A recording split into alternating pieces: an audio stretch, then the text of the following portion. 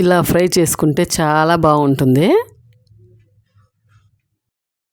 Hi అండి, ఈరోజు మనము మిల్ మేకర్తో మిక్స్డ్ వెజిటబుల్ ఫ్రై చేసుకుందాము. మిక్స్డ్ వెజిటబుల్ ఫ్రైకి ఏమేమి కావాలో చూసేద్దామా. మిల్ మేకరు, ఉల్లిపాయ, కరివేపాకు, దోసకాయ, ఆలుగడ్డ, టమోటో, వెల్లుల్లి, బీన్స్. స్టవ్ ఆన్ చేసుకొని ప్యాన్ పెట్టుకున్నాను. ప్యాన్ హీట్ ఎక్కింది కదా, అందులో తగినంత ఆయిల్ అయితే వేసుకున్నా. చూడండి, ఆయిల్ హీట్ ఎక్కుతుంది కదా. ఇప్పుడు మనం అందులో అల్లం వెల్లుల్లి కచ్చపచ్చగా దంచుకున్నాను నేనైతే. చూడండి, అల్లం వెల్లుల్లి పచ్చివాసన పోయేదాకా ఫ్రై చేసుకుందాము.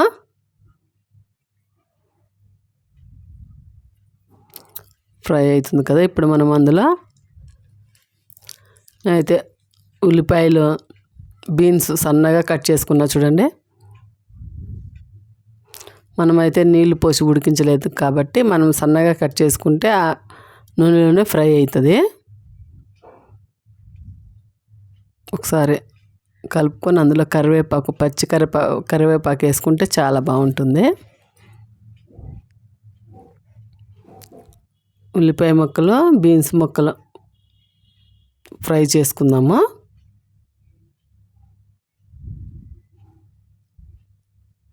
చూడండి, ఫ్రై అవుతున్నాయి కదా.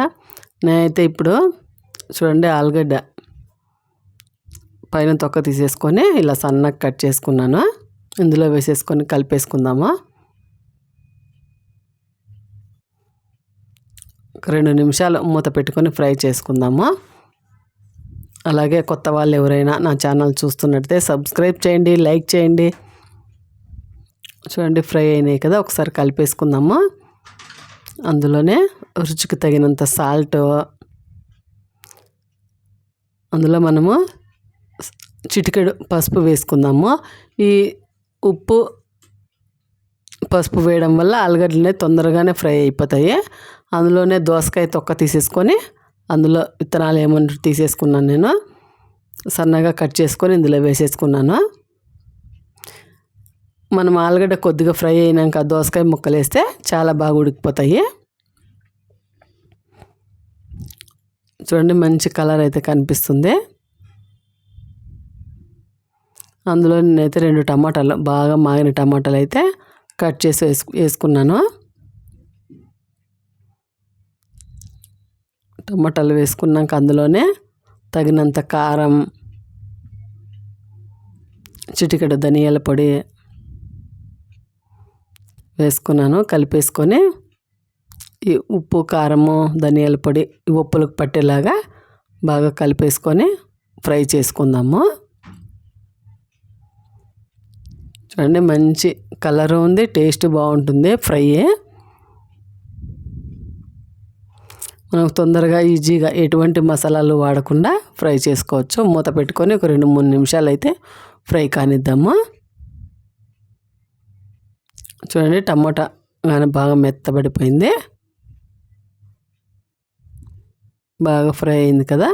ఇప్పుడు మనం అందులో నేనైతే మిల్ మేకర్ అయితే ఒక 2-3 నిమిషాలు ముందే నీళ్ళల్లో అయితే వేసాను. అలా పిండేసుకున్న నీళ్ళన్నీ అందులో పీల్చుకుంటుంది కదా. మనం నీళ్ళతో పాటు వేసామంటే ఉప్పు, కారం అనేది దానిలోకి పట్టదు కాబట్టి మనం ఇలా పిండుకొని వేసుకున్నామంటే ఉప్పు, కారం అనేది మిల్ మేకర్కి అయితే చాలా బాగా పడుతుంది. చూడండి, మిల్ మేకర్ పట్టేలాగా బాగా మనం అయితే కలిపేసుకుందాము. ఈ చపాతీ లేకైనా రైస్ లేకైనా చాలా బాగుంటుంది. మూత పెట్టుకొని ఒక 2-3 నిమిషాలు అయితే ఉడికించుకుందాము. చూడండి, చాలా బాగా ఫ్రై అయిపోయింది.